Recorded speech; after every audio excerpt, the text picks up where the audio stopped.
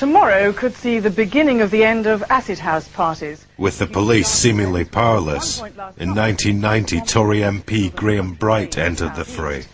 Graham Bright, the MP for Luton South, is bringing in a private members' bill which could result in organisers being jailed and their equipment seized. But making the parties illegal only attracted more criminals. I was kidnapped 3 times. By 3 different groups. So, I had shotguns in my mouth, and, which was very, very, very scary. On that particular occasion, I've got to admit, I cried my eyes out. I think in a way we failed because we drove it underground. And when we drove it underground, there was far more dangers, and there was far more thuggery, and there was extortion. We're only trying to do some parties, and that's what I would say to them. We're only trying to do some parties, man. It's no big deal.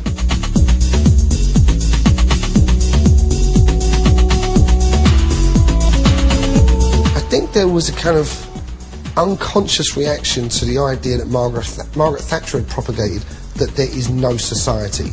And I think people created their own societies unwittingly in defiance of that statement.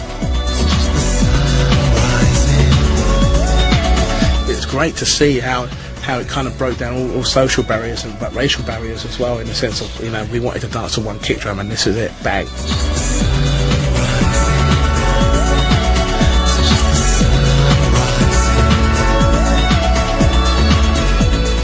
During that time, when we named ourselves, when they used to build those big London orbital raves where you'd drive around the sort of Potter's Bar service station, ringing up a secret number and finding out where the next rave was. And they were sort of marching around the M25 towards us until one appeared about 2 miles away from our front door, which was crap, actually. It was a crap party. Absolute rubbish in a big cow tunnel.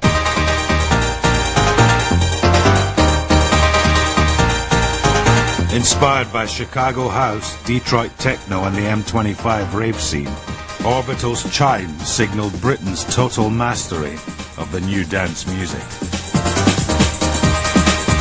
Yeah, I can turn that on and off and that brings that sound in and out. These are MMT8s, these are what we use live. They're basically little hardware sequencers. They work in a system of each machine has 8 loops, 8 different pieces of music if you like, that they're all loops round in time, but then each machine has 100 of these groups of 8. This is all sort of going round. I might think, let's have some drums. And let's change the sequence at the same time. So I'll push that along. And there we are into another part of the song, This is going round, it's a different pattern now. Hence the different tune. Might do something like this, put the bass line in, take the drums out, and then sort of prepare myself with something a bit bigger, and bring all the drums back in. And there we go, chime, in a live fashion. So you press that on there, it's got the sampler playing that, and I've got the mixing desk, and you can then, you can mess around with the sound. Sort of played it to Jazzy M, and his eyes nearly popped out of his head. It was quite unique, and it was a unique sounding tune. It had all the kind of acidy twitterings in it, reverse strings. Matt, it was just a great record, very, very original. He was listening to it on headphones, and he was selling all these records on a Friday evening to all the DJs, and he said, look, I can't play it out loud, I've got to, be selling people things. And he listened to it and went, hang on a minute, whipped his records off and played it, and just stood there laughing, and all these people going, oh, I'll have one of them, oh, I'll have one of them, oh yeah, I'll have one of them, and all these DJs asking for it, saying, you can't have it, it's a tape. The only way to actually cut that record was from that cassette, which I did. But it actually came out slow because I recorded it on my dad's tape deck, which actually ran slightly fast, so it's actually like a couple of BPM slower than it was supposed to be. When we actually licensed it to FFRR, because Pete Tong went after it to sign it up, to save kind of face and embarrassment, we put the cassette onto a DAT, a digital audio tape, to actually then sell to him, so it wouldn't look too cheap.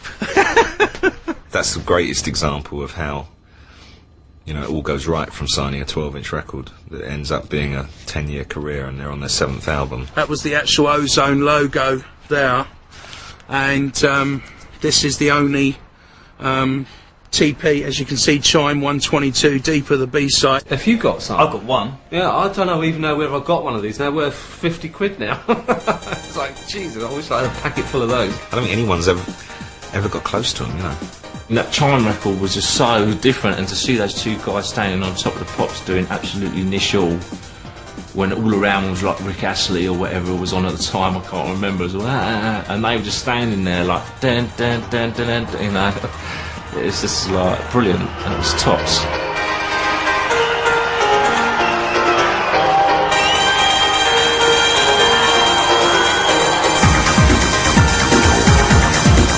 By the end of the 80s, the house music of America had effected a massive social and cultural revolution in Britain.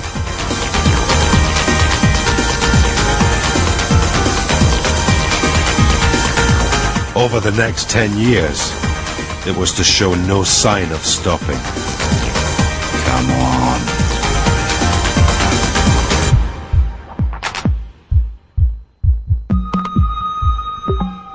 The book Pump Up the Volume, priced $9.99, and the official double CD History of House featuring tracks from the show are in the shops now.